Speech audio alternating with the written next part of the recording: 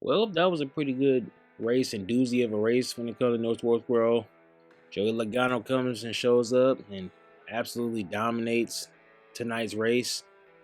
Great performance by him. Finished that Penske as a whole and Joey Logano as a whole definitely needed breaking his winless streak over 40 races. He showed up here and put belt to ass tonight. Great performance by him. Led a lot of laps, over 300 plus laps. And once he took the lead from SVG early on in the race, he pretty much dominated this race from pretty much the stage one onward. Thought it was an entertaining race. Obviously, some people might not be to some people's cup of tea, but I thought the race was pretty good for the most part, through and through. You got a lot of passing, a lot of three wide action. You got some double file action. It seemed like both lanes can make passes. You can really make the bottom work. Guys like SVG and Denny Hamlin, guys of that nature, were able to make the bottom work really well and make a lot of passes. Then you had guys like Logano and Bell early on before he had his troubles, was able to make the top work. Um, but overall, it was a really, really good race. Some sliders in terms of the points and stuff like that. Busher lost a couple points, lost a couple spots in the chase playoffs. He dropped a few positions. A lot of guys had trouble early on in the race in terms of the 42 car. He had struggling problems in terms of Legacy Motorsports, so it was a tough night for them as a whole in general. Jones ran well early on, but then got caught up in some problems later on in the race and just didn't have a car to get back up there and compete like he did earlier in the race in stage one. Ty Gibbs had an up and down day, but he finished very well. Obviously, won stage one, stealing it from SVG on the last lap.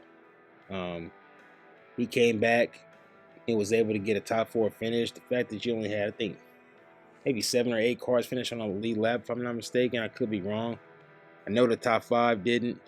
The top 5 finished on a lead lap, obviously. Logano just put on a clinic, man. It was one of those races where, like, it felt like a snooze fest late in the race just because of how dominant he was, how he was able to just completely nullify the entire field with his speed and his pace.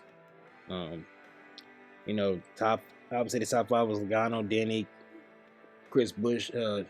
Sorry, I'm really tired, but Chase Briscoe, Ty Gibbs, and obviously SVG. I mean, he put on the show. Obviously, was able to get the lead and lead over 40 plus laps, the second most laps, and was the only Chevy driver that finished the race on the lead lap, which was an astounding feat. We talk about putting the whole team on his back per se. He is just putting Trackhouse as a whole on his back. I mean, multiple top 10 finishes in a row. Dude is showing actual great ability on the track and what he's able to accomplish, and just showing massive improvements on these ovals, man. People have been giving him so much flack on Twitter, calling him a one-trick pony, saying he's only good on the road courses. This dude is shutting all of these idiots up, shutting all of these trolls up, and showing that he can be a dominant driver on both the road courses and the ovals at some point in his career.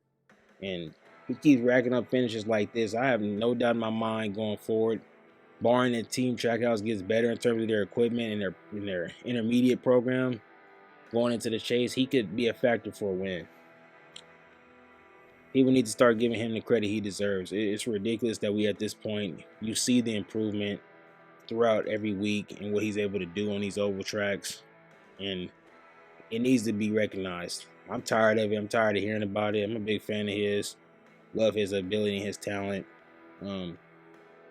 Obviously, Brad Keselowski, Togulin, he had a great performance. It's going to be interesting between him and Ryan Blaney next week when it comes to the in-season tournament. I'm rooting for Gillian. I think it'll be great for his team and Front Row Motorsports as a whole to get that $1 million check. That definitely will help them and their team going forward, to give them the recognition that they deserve, especially Ty. He did a great job today. Got a tall task with Ryan Blaney next week, but we'll see what happens with that. You know, Bubba was able to get a top 6. He ran pretty well. Didn't really think he was going to do well this week. I thought this was not really one of his stronger tracks, but he shut me up. He stepped up and performed, so give him his credit. You know, Dan Suarez, Ryan Preece, a lot of guys that you probably wouldn't expect to be in the top 10 or running up there. I was able to actually get great finishes. That caution during stage 2 really mucked things up. I don't know what the hell Bowman was thinking in that race when he decided to try to pit from like the 3rd lane all the way to the bottom. Completely took out Tyler Reddick and another car. And Tyler Reddick has been snake bitten. You know, he's having a summer to hell. After starting off with one of the greatest starts to a NASCAR season in history, he just had bad luck, mechanical issues, problems with the car, mistakes on the track. It seems like everything is just falling apart for that team. And he went from being in the lead by a bunch in terms of the points lead to now it wouldn't shock me if he wasn't even in top 4 to start the chase in terms of points.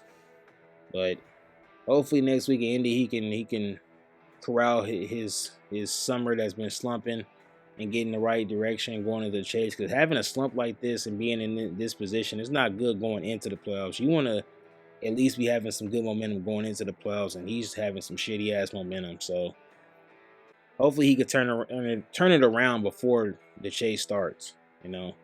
And Larson, even though Larson has the speed, he's just not getting the results. I feel like he hit everything but the kitchen sink tonight. I mean, whether it's Connor Zillage having problems with him on pit road and causing damage that they had to spend the rest of the race trying to prepare, being stuck a lap down most of the race, getting involved with incidents with Bell on the track and other drivers. I just feel like he's been having trouble all race long.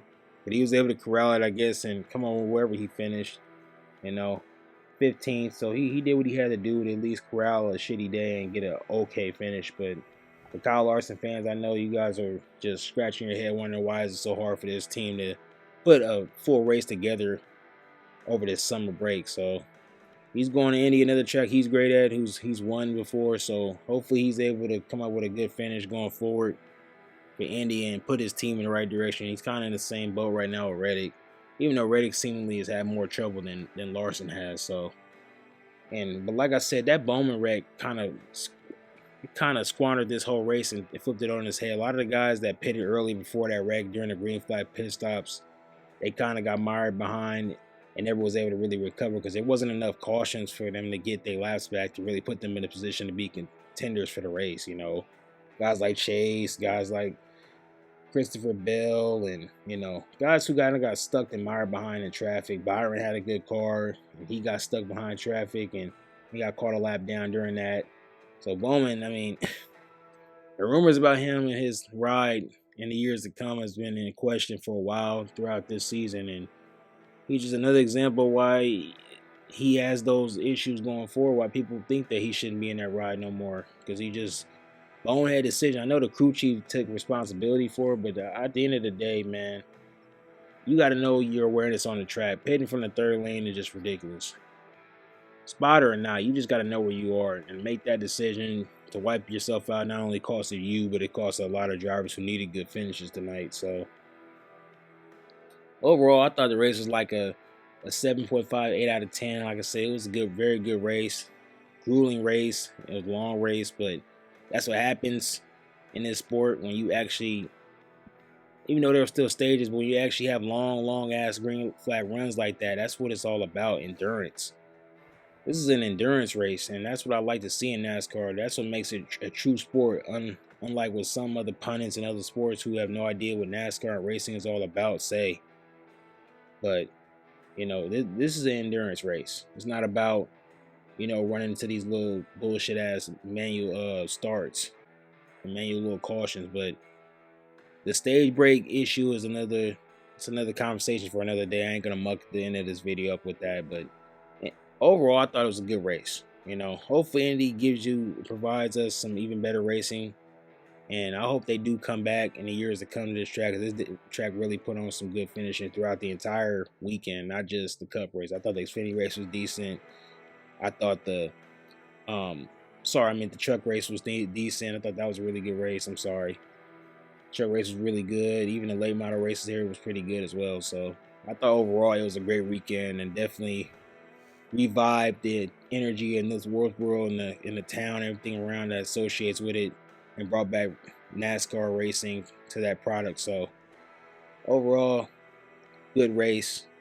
Hopefully we get the same product going forward next week at Indy and so forth and so forth. So thank you guys all for watching, and as always, until we meet again,